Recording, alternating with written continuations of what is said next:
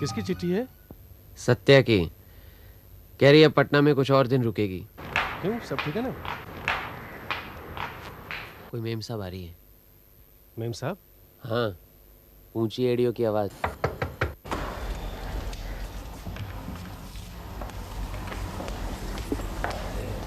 नमस्ते। नमस्ते। मेरा नाम कुमारी मधुबाला राय है। आप व्योमकेश बाबू है ना? जी, व्योमकेश मैं हूँ। अच्छा अच्छा, आप हैं।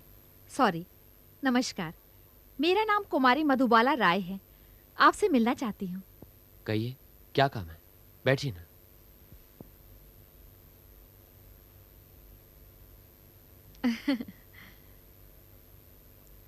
मैं पटना मेडिकल कॉलेज के अस्पताल में नर्स थी। रिटायर्ड होकर अब मैं यही कलकत्ता में रहती हूँ। किसी ने आपका नाम और पता दिया, इसलिए आपसे मिलने आई हूँ। कहिए, मैं क्या कर सकता हूँ आपके लिए? हम बहुत गरीब हैं व्योमकेश बाबू। हमारे पास जो थोड़ा बहुत था। देखिए, पैसों की बात बाद में करेंगे, पहले आप काम तो बताइए। मेरे लड़के की जान खतरे में है व्योमकेश बाबू, आप उसे बचाइए। आपका लड़का? लेकिन आपने तो अपना नाम कुमारी मधुबाला बताया ना? मेरा लड़का मतलब मैंने उसे पाल पोस कर बड़ा किया है। अनादि बाबू ने उसे गोद ले लिया है। अनादि बाबू के 2 भतीजे हैं, निमाई और निताई। एक मिनट रुकिए रुकिए, ऐसे कुछ समझ में नहीं आ रहा है। आप शुरू से बताएंगी, तरतीबवार। करीब 20 साल पहले की बात है। तब मैं पटना अस्पताल में नर्स थी। एक आदमी अस्पताल में गर्भवती महिला को दाखिल करा के खुद गायब हो गया। 2 दिन बाद उसे बच्चा हुआ। वो खुद गुजर गई। उस लावारिस बच्चे को लेने कोई नहीं आया। मुझे उस पर तरस आया। मैंने उसे पाल पोस कर बड़ा किया। जब वो 5 साल का था तो मुझे एक बेनाम चिट्ठी मिली। उसमें 400 रुपये थे। उसमें लिखा था, मुझे पता है कि मेरा बच्चा तुम्हारे पास है, तुम ही उसकी परवरिश करो। कुछ रुपये भेज रहा हूं, मौका लगा तो और भी भेजूंगा। किसकी चिट्ठी थी? कुछ पता चला? नहीं, फिर कभी कोई चिट्ठी नहीं आई। मैंने भी सोचा चलो लड़के का कोई तो है, कभी ना कभी आ जाएगा। पर 7-8 साल गुजर गए, कोई नहीं आया। प्रभात बड़ा हो गया। प्रभात नाम है उसका। हमारे पड़ोस में एक जिंद साज की दुकान है, वही प्रभात काम करता है। अच्छा, तो फिर परेशानी की क्या बात है? बताती हूँ। करीब 2 साल पहले मेरे पास एक सज्जन आए। वेशभूषा से प्रतिष्ठित लगते थे। उनका नाम है अनादि हालदार। पिछले 4 महीनों से प्रभात मेरे यहाँ काम कर रहा है। मेरे सारे बही खातों में जिल्द लगाकर नया जैसे कर दिया है। पता लगा कि तुमने उसे पाला पोसा है। उसके माँ बाप का कोई पता नहीं। मेरा कोई भी अपना नहीं है। मैंने शादी नहीं की, काम में ही लगा रहा। भगवान की कृपा से कुछ पैसा है। काम ना करूं तो भी सारी जिंदगी कट जाएगी। अब मैं कलकत्ता वापस चला जाना चाहता हूं। 4 महीनों से प्रभात को देख रहा हूं। लड़का मुझे बहुत अच्छा लगता है। सोचता हूं उसे गोद ले लूं, मेरा बेटा बना लूं। तुम्हें कोई एतराज तो नहीं? प्रभात ने मुझे कहा है, लेकिन न कहो, तुम भी हमारे साथ रहोगे। मैंने कहा ना, मेरा कोई नहीं है। और फिर तुम्हारे रिटायर होने का वक्त भी तो हो गया है। हम सब इकट्ठे रहेंगे। हम तीनों करीब 2 साल से कलकत्ता में हैं। अनादि बाबू ने प्रभात को किताब की दुकान खरीद कर दी है। अनादि बाबू का एक बड़ा भाई था जो करीब 10 साल पहले गुजर चुका है। उसके 2 बेटे हैं, निमाई और निताई। दोनों बहुत पहुंचे हुए बदमाश हैं, आस्तीन के सांप। अनादि बाबू का अपने बड़े भाई से कोई संबंध नहीं था, लेकिन अपने चाचा के कलकत्ता आते ही दोनों यहां अटके। और ये दोनों भाई अपने चाचा की संपत्ति को हड़पने के लालच में प्रभात के दुश्मन बन बैठे हैं। उसे रास्ते से हटाना चाहते हैं। बिल्कुल ठीक। आप जानते हैं निमाई निताई को? कभी देखा तो नहीं, लेकिन मिस मधुबाला राय, इसमें मैं क्या कर सकता हूं? अगर निमाई और नेताई प्रभात को नुकसान पहुंचाना चाहते हैं तो आप पुलिस में रिपोर्ट कीजिए। हम 24 घंटे डंडा लेकर उनके पहरेदार तो नहीं बन सकते। आप ही कोई रास्ता निकालिए ना व्योमकेश बाबू। प्रभात के अलावा मेरा कोई नहीं है। मैं अकेली औरत इस उम्र में।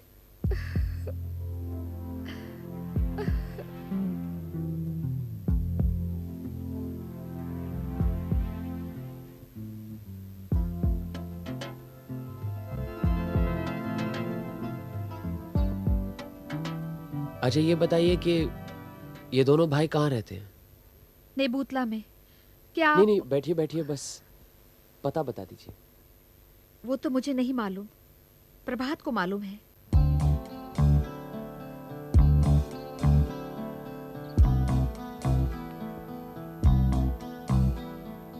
आप ही जीवन प्रभात के मालिक प्रभात कुमार राय हैं? जी, मेरा नाम प्रभात हालदार है। हाँ हाँ वही। अनादि बाबू ने आप ही को गोद लिया है ना? जी। आप? मेरा नाम ब्योमकेश बख्शी है। ओह, ब्योमकेश बख्शी। फिर तो आप जरूर अजीत बाबू हैं। आपकी किताबें भी हैं हमारी दुकान में, वो देखिए। क्या चाहिए आपको? हमारे पास बहुत पुरानी पुरानी किताबें हैं। नहीं नहीं, फिलहाल तो हमें सिर्फ निमाई नेताय का पता चाहिए। क्या चाहिए? अनादि बाबू का मकान यही है? नहीं। अनादि हलदार यहाँ नहीं रहते? नहीं। शायद गलत पता मिला है। यहाँ उनके कोई रिश्तेदार, मेरा मतलब आप दोनों। आपको क्या चाहिए? आप जा सकते हैं। अगर आप उनके रिश्तेदार हैं तो क्या आप उनका पता बता सकते हैं? नहीं। आप लोगों के हाथ में बंदूक है, इसका लाइसेंस तो जरूर होगा आपके पास। आपसे मतलब? नहीं, यूं ही। चलो।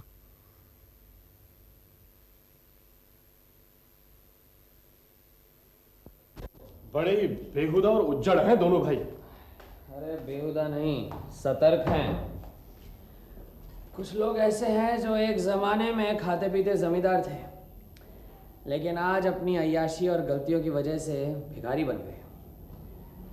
अपनी पुरानी शान को फटे कपड़े और टूटी इमारतों के बीचों बीच कायम रखना चाहते हैं। किसी से खुलकर बात नहीं करते, उल्टा लोगों पर शक की नज़रों से देखते हैं। ऐसे लोग अक्सर डरपोक, उज्जड़ और लोभी होते हैं। लेकिन अब करोगे क्या? केस में कुछ दम लगता है?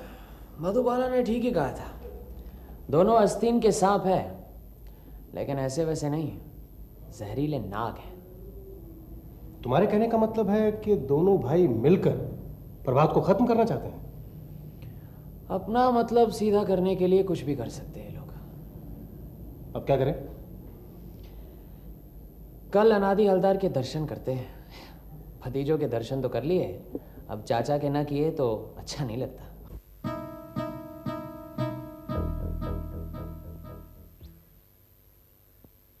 नमस्कार। नमस्कार। ये अजीत कुमार है, ईस्ट बंगाल से आए हैं। कलकत्ते में रहने के लिए मकान चाहिए इन्हें। तुम कौन हो? मैं स्टेट एजेंट हूँ, सुना था पासी में मकान बन रहा है इसलिए आ गए। मैं मकान बनवा रहा हूँ खुद रहने के लिए, बेचने या किराए पर देने के लिए नहीं। नहीं नहीं, वो तो ठीक है, लेकिन आप ठहरे व्यापारी, इसलिए अच्छा खासा मुनाफा है तो छोड़ भी सकते हैं। मैं दलालों से धंधा नहीं करता। नहीं नहीं, आप अजीत कुमार जी से बात कीजिए ना। आप? मुझे किसी से बात नहीं करनी है, कुछ नहीं बेचना है, जाओ यहाँ से। ए नपा, हटा इन्हें। हम चले जाते हैं। हाँ।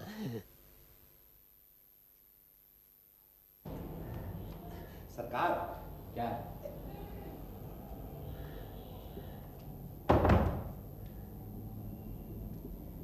सरकार एक बंदूक है, चाहिए?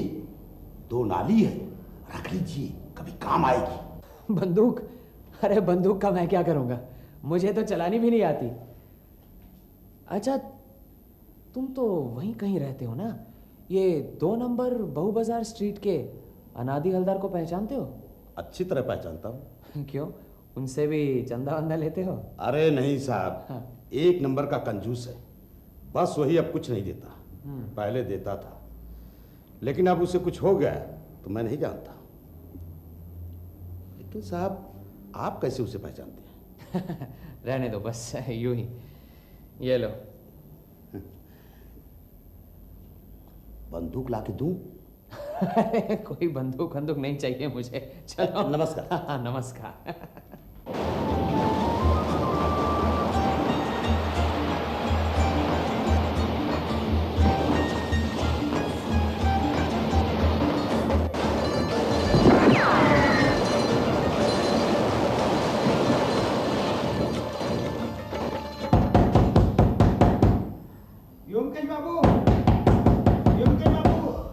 अरे कौन है? दरवाजा खोलिए, दरवाजा। क्या काम है? मैं केष्टोदास हूँ। हैं? खोलिए। कौन? केष्टोदास। हाँ वो आनंद बाबू का खून हो गया। क्या? कैसे? अंदर आओ, अंदर। किसी ने गोली मार दी। मैं सच कहता हूँ, मुझे कुछ नहीं मालूम, मैं घर पर नहीं था। फिर किसे मालूम है? आप तो उनके दोस्त थे ना, उन पर हावी रहते थे। मैं उनके बचपन का साथी हूँ। मेरी हालत खराब थी, इसलिए मैं वो उनके घर पर रहता था। जो कुछ बताना है आप शुरू से ही बताइए। वो क्या हो गया कि आज शाम को, नहीं मतलब मेरा कल शाम को मेरा उनके साथ झगड़ा हो गया। कल वो दिवाली थी ना, काली पूजा, तो मैंने उनसे 50 रुपये मांगे थे। बस उसी बात को लेकर झगड़ा हो गया, बहुत झगड़ा हुआ। उन्होंने मुझे सिर्फ 10 रुपये दिए और बोला तू ये ले और निकल जा, फिर कभी मत आना। किस किस ने झगड़ा देखा? ये मधुबाला और नेपा ने, दोनों घर ही पर थे। फिर? मैं करीबन 1-1:30 बजे घर पर आया और देखा कि वो 1 बजे तक कहाँ थे? नहीं, आपसे झूठ नहीं बोलूँगा साहब, लेकिन मैं अड्डे पर गया था शराब पीने के लिए। वहाँ पर जुआ भी खेला, जुए के अंदर मैं 30 रुपये जीता भी, और फिर जरा इधर उधर। हाँ, घर आकर क्या देखा? वो सीढ़ियों से ऊपर जाकर देखा तो अरे यहाँ क्यों बैठे हो?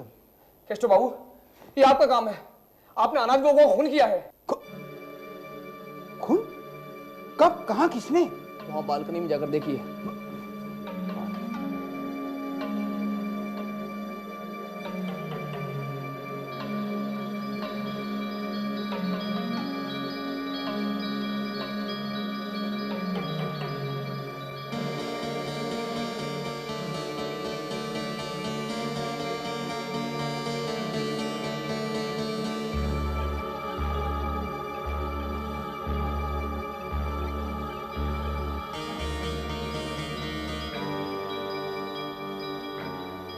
क्यों चुप क्यों हो गए? तुम लोग मुझे क्यों दोष देते हो? मैं क्यों अनाज का खून करूंगा? वो तो मेरा अन्नदाता था, उसी का तो मैं खाता पीता था। सादा बनो मत, मैं अभी जाकर पुलिस में खबर देता हूँ। अरे मैं डर गया, क्योंकि पुलिस तो मुझे ही पकड़ेगी ना। वो लोग गवाही देंगे। मेरा अनादि के साथ झगड़ा हुआ था, फिर मैं भागा वहाँ से। क्या करूँ, कुछ समझ में नहीं आ रहा था। बाद में आपका ख्याल आया तो आपके पास चला आया। आप ही मुझे बचा सकते हो अंकुश बाबू। आपको यहाँ का पता कैसे मिला? वो उस दिन आप हमारे यहाँ पर आए थे ना, तो आप दोनों को देख करके मुझे शक हुआ। मैंने कहा आप कौन हैं? फिर जब आप वापस आने के लिए निकले तो मैंने आपका पीछा किया। नीचे लॉजिंग हाउस में आपका परिचय मिला।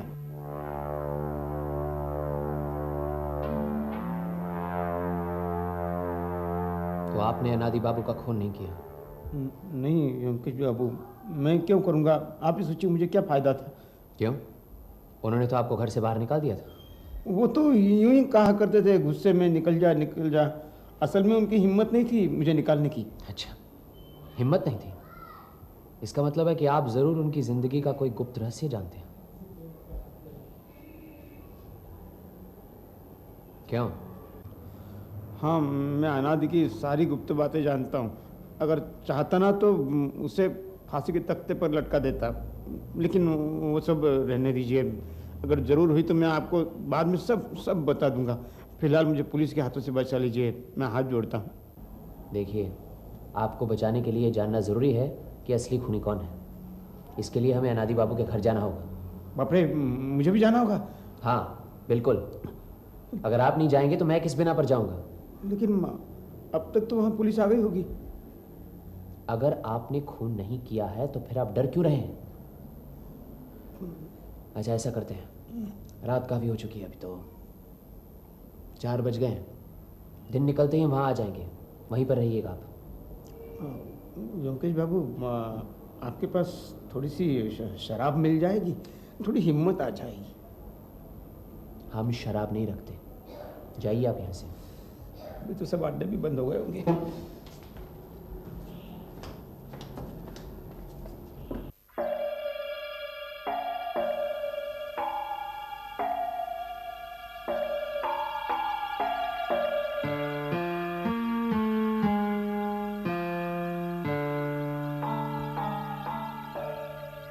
पुलिस आई नहीं अभी तक? मुझे यहाँ केष्टू बाबू लेकर आए। आप समझती कि इन्होंने खून किया है? मैं इनकी तरफ से खून की छानबीन करना चाहता हूँ। किसी को कोई इतराज तो नहीं?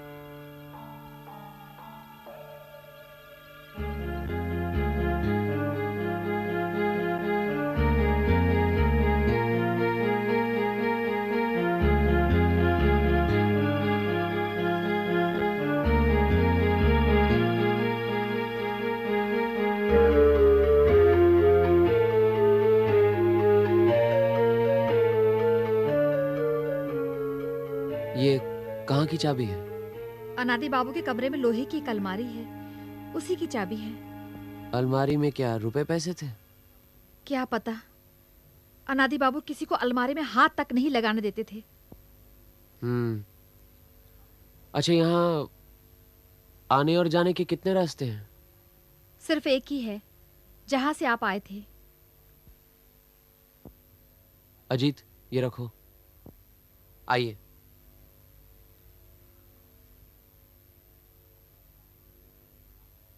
प्रभात बाबू, आप बताइए कि रात को आप घर से कितने बजे निकले थे?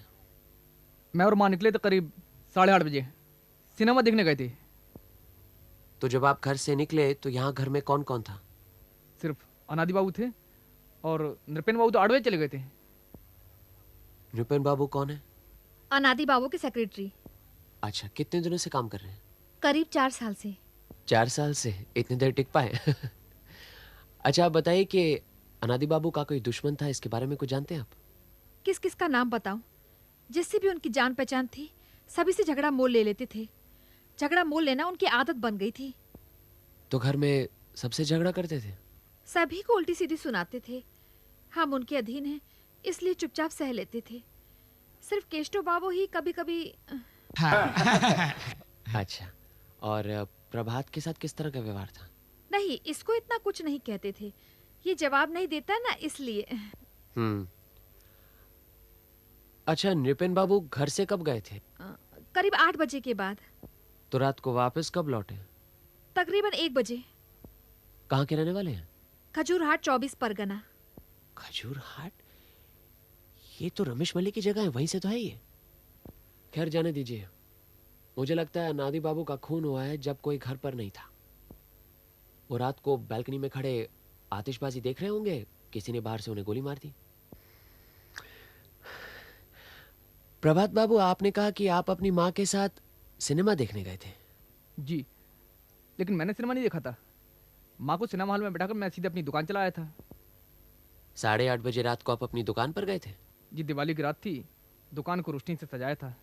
फिर करीब 11:45 बजे दुकान बंद करके मैं सिनेमा हॉल गया और वहाँ से माँ को लेकर सीधा अपने घर आ गया। इसका मतलब है करीब रात 9 से लेकर 11:45 तक आप दुकान में ही थे? जी। वहाँ कोई और था आपके साथ? जी, दरबान था, पहरा दे रहा था सामने। तो इतनी रात गए आप दुकान में इतनी देर क्या कर रहे थे? कुछ नहीं, सिल्द बना रहा था। ठीक है, अनादि बाबू की अलमारी देख लेते हैं। चलो। सबको जाने की जरूरत नहीं, आप यहीं रहेगा, पुलिस भी आ सकती है। मधुबाला देवी, अगर चाय का इंतजाम हो तो बड़ी मेहरबानी होगी। जी। केष्टो बाबू, आइए, आप मेरे साथ आइए। हाँ, चलिए, आइए।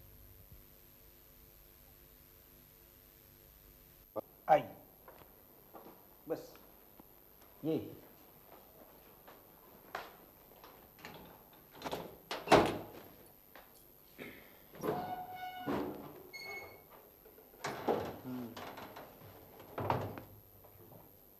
अनादि बाबू क्या खूब किताबें पढ़ते थे?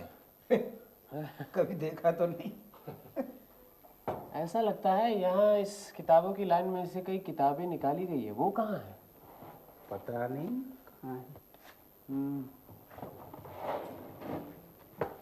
ये क्या है? कहीं आते जाते थे अनादि बाबू?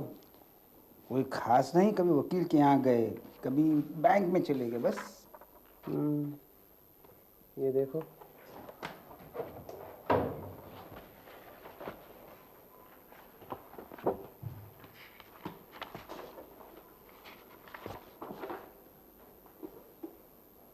दयाल हरी मजूमदार ये कौन है? इनकी लड़की से प्रभास शादी करना चाहता था, लेकिन अनादि बाबू राजी नहीं थे। क्यों? लड़की अच्छी नहीं थी? पता नहीं, लेकिन सुना है गाना बहुत अच्छा गाती है। अच्छा। लेकिन यहाँ पर तो पढ़कर ऐसा लगता है उन्होंने 5,000 रुपए दिए थे। क्या उधार पर दिए थे? हैंड नोट है? हो सकता है जिस आदमी को 5,000 रुपये उधार दिए हैं उससे रिश्ता नहीं करना चाहते हो। वैसे पैसे के मामले में बहुत चौकस थे। अच्छा।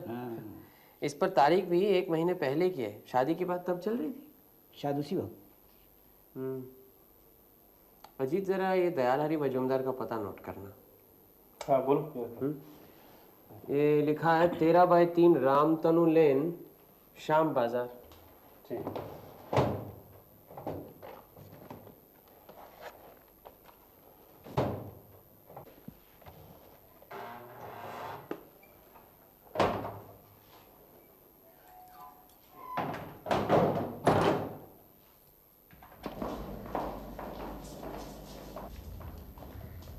क्या चाहिए?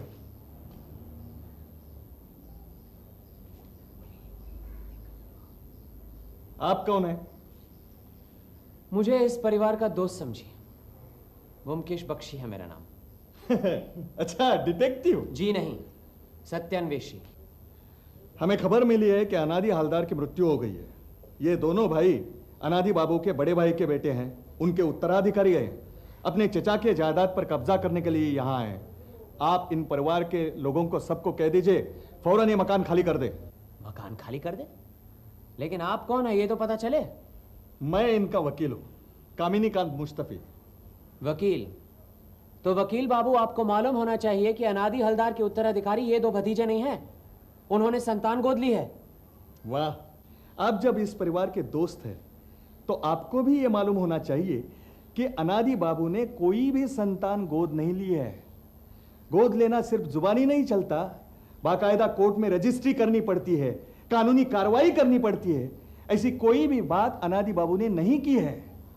आप जिस परिवार के दोस्त हैं उन्हें कह दीजिएगा जिन कपड़ों में है उन्हीं कपड़ों को लेकर तुरंत ये घर छोड़कर चले जाएं। एक कानी कौड़ी भी साथ में नहीं ले जा सकते। यहां पर जो भी कुछ है वो मेरी मुवक्किल की संपत्ति है। ये बात है। सोचा होगा धमकी देकर अनादि बाबू की जायदाद हड़प लेंगे, लेकिन जायदाद हथियाना इतना आसान काम नहीं वकील बाबू। गोद ली हुई संतान अगर गैर कानूनी है तो कानूनन साबित करना होगा, सक्सेशन सर्टिफिकेट लेना होगा, तब कहीं जाकर कब्जा मिलता है, समझे? अगर आपने इसी वक्त घर नहीं छोड़ा तो हम पुलिस बुलाएंगे। पुलिस को बुलाने की जरूरत नहीं है, पुलिस खुद ही आ रही है। आप ये बताइए कि अनादि हवलदार गुजर गए हैं, ये आपको इतनी जल्दी कैसे पता चला? अब तक तो 2 घंटे भी नहीं हुए। 2 घंटा? चाचा जी मरे तो रात को 11। हाँ, रात को 11 बजे। ये आपको कैसे पता लगा? आप क्या वहीं मौजूद थे, हाथ में बंदूक लिए? तुम दोनों चुप रहोगे? हाँ, जो कुछ कहना है मैं कहूंगा। तो आप घर नहीं छोड़ेंगे, ठीक है? मैं अदालत से ही फैसला करवाऊंगा। चलो। अरे रुकिए, पुलिस आकर इन दोनों भतीजों का बयान जरूर लेगी, पूछेगी कि कल रात 11 बजे ये दोनों कहां थे। अरे अरे रुको।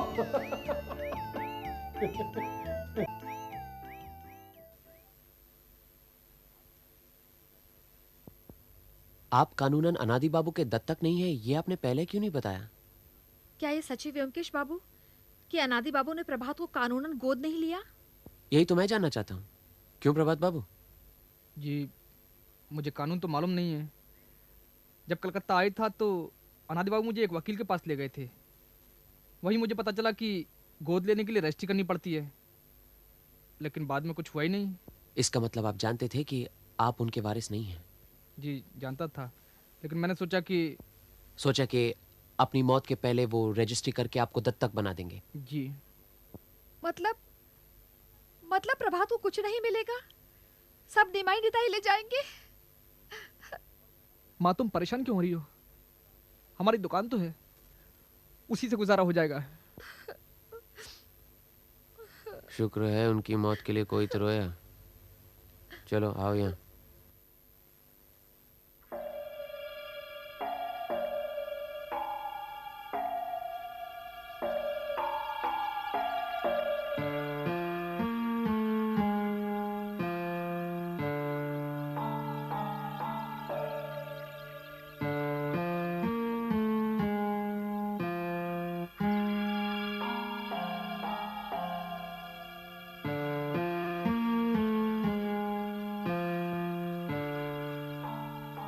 ये रहने दो, चाय कुछ जमी नहीं।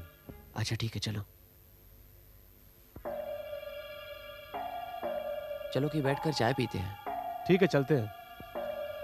एक काम करते हैं, पहले इस मकान के चारों तरफ की गलियां घूम लेते हैं। अरे गलियों में क्या देखोगे तुम? चलो चलो।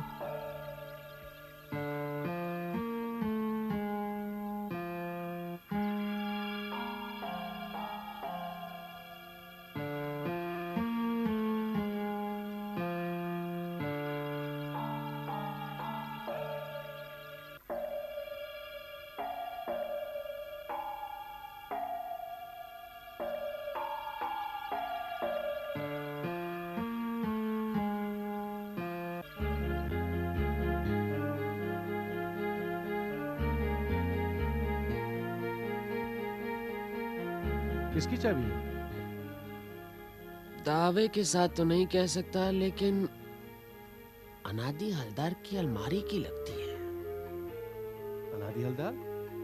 उसकी चाबी तो तुम अभी थोड़ी देर पहले उसकी कमर में खोस के आए हो। दूसरी भी तो हो सकती है।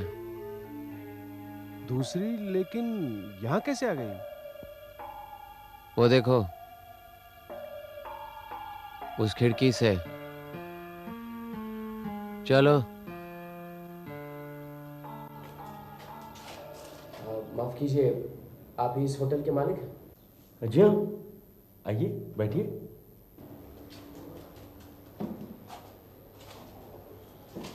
कहिए।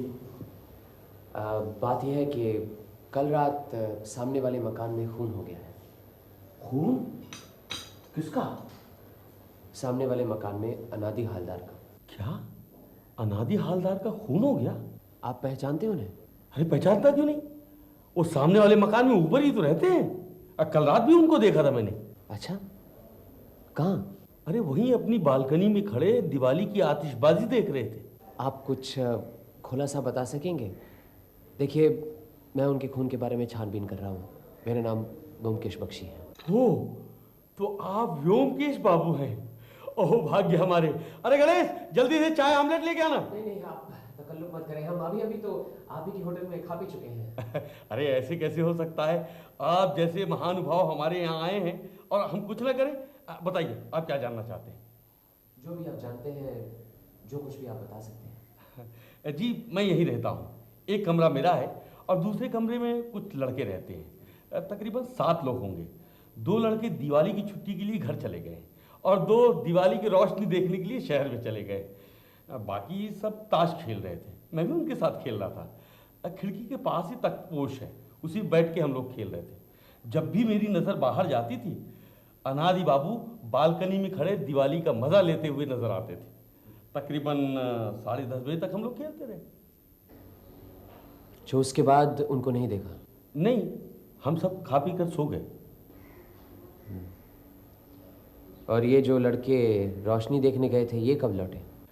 उनमें से एक तो 12 बजे रात को लौट आया था, मगर दूसरा अभी तक नहीं लौटा है। अब भी रोशनी देख रहा है। अनादि बाबू की लाश बालकनी में पड़ी मिली थी।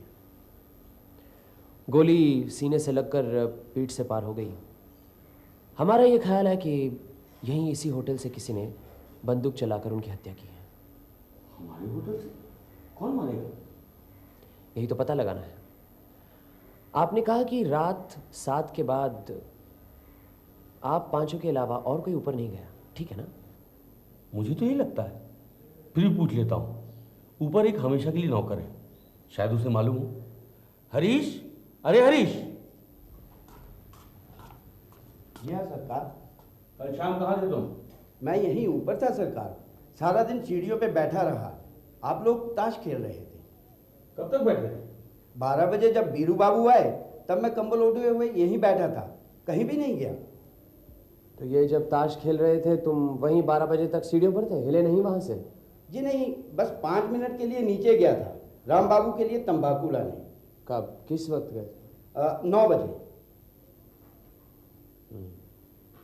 तो 9 से 12 तक वहां कोई नहीं आया? इनके पास तो कोई नहीं आया था। 10 बजे के करीब तिमंजले वाले बाबू आए थे।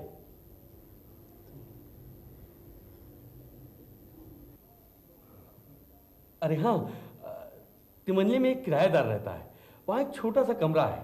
वो वहाँ रहता नहीं, खाना भी नहीं खाता है, बस सुबह शाम चक्कर लगा जाता है। क्या नाम है उसका? नाम नित्यानंद घोषाल।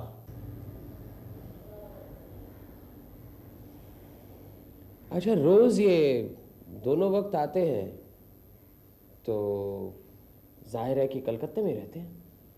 कितने दिनों से हैं यहाँ पर? करीबन 6 महीने से। वक्त पर किराया दे देते हैं, कोई खिटपिट नहीं। दिखने में कैसे? गोल बटोल ठिगने से। नित्यानंद बाबू जो 10 बजे आए तो क्या तुमसे कोई बात नहीं हुई? जी नहीं, वो बातचीत करते ही नहीं, बैग लेकर सीधा तिमंजले चले जाते हैं। बैग? जी हाँ, वो जब भी यहाँ आते हैं उनके हाथ में एक चमड़े का बैग रहता है। कितना बड़ा बैग है? लंबा सा, तमाशे वाले जैसे बांसुरी बैग में रखते हैं ना, ठीक वैसा ही। अच्छा अच्छा, क्लैरिनेट रखने का बैग उसी तरह का होगा। तो ये क्या अपने कमरे में बाजा बजाते थे? कोई बजाते हुए तो मैंने उन्हें कभी नहीं सुना। तो वापस फिर ये कितने बजे गए? 1 घंटे के बाद। बहुत जल्दी में थे, दनदनाते हुए उतरे और चले गए। ठीक है, जाओ, आप जाओ। जी। क्या हम ऊपर के कमरे देख सकते हैं? जी हाँ, क्यों नहीं? पर उससे पहले चाय नाश्ता हो जाए। नहीं नहीं, पहले कमरे देख लेते हैं, बाद में फुर्सत से। अच्छा चलिए। आइए आइए आइए आइए। इस कमरे में मैं रहता हूँ। अकेले? जी नहीं, बीवी बच्चों को गाँव भेज दिया है। आजकल यहाँ की जो हालत है। अच्छा किया। और ये बड़ा हॉल है, यहाँ 7 जने रहते हैं, देखेंगे आप? नहीं, समझ लीजिए देख लिया। चलिए ऊपर चलते। छत पे आइए आइए।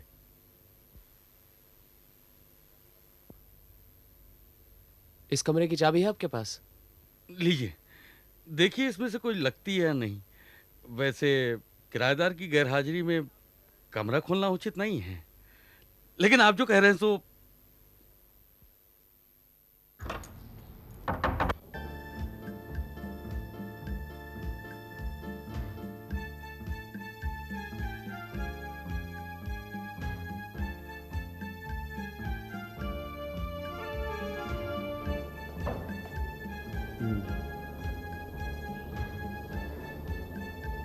रात को करीब 11 बजे रास्ते पर पटाखे फोड़े जा रहे हैं, चारों तरफ बम फटने की आवाज आ रही है।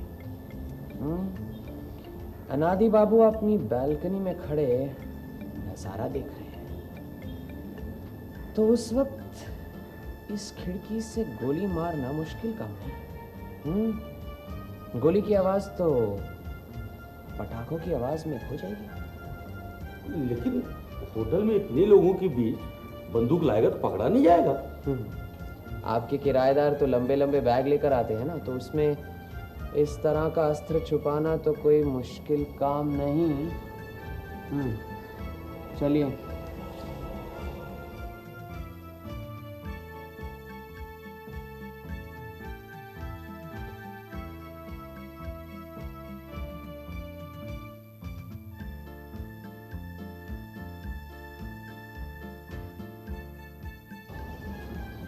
ये तो हाल ही में गिरा लगता है। ये कमरा क्या रोज साफ होता है? नहीं, कमरा खुला नहीं होता। ये प्लस्तर जो गिरा है, आप क्या बता सकते हैं कब गिरा? नहीं, लेकिन 6 महीने पहले जब कमरा दिया था तो सफेदी करा कर दिया था। उस समय कुछ टूटा फूटा नहीं था। अजीत, हाँ? इस पलंग को खड़ा करो।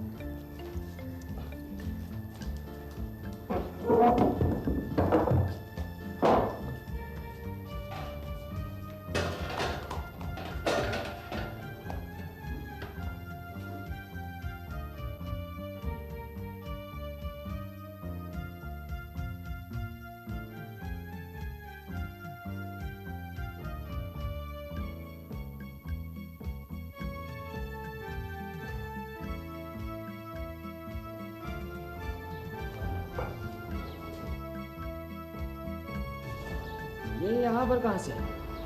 और आई तो फिर कब आई? यहाँ इस कमरे में क्या किसी ने बंदूक चलाई थी? ये जो खिड़की है क्या ये हमेशा खुली रहती है? नहीं, खुली तो नहीं रहती, लेकिन कब्जा खराब हो गया, मरम्मत करवानी। अनादि बाबू अगर अपनी बैल्कनी से खिड़की की तरफ गोली चलाएं तो यहाँ दीवार पर आ सकती है, या फिर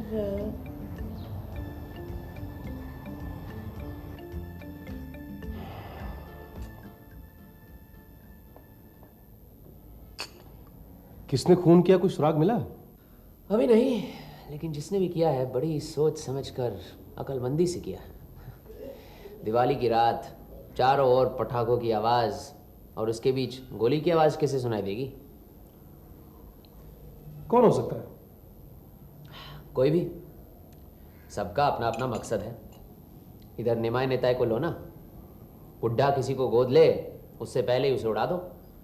उनमें से कोई भी उस होटल के 3 मंजिले वाले कमरे में बैठा इंतजार कर रहा है। बस रात को 10 और 11 के बीच पटाखों के आवाजों के साथ ही उस पर गोली चला दी, बुढ़ा आउट, काम फतह। मतलब ये काम निमाय नेता? वो तो सिर्फ एक संभावना है। दूसरी संभावना ये है कि किसी ने घर के अंदर से गोली चलाई।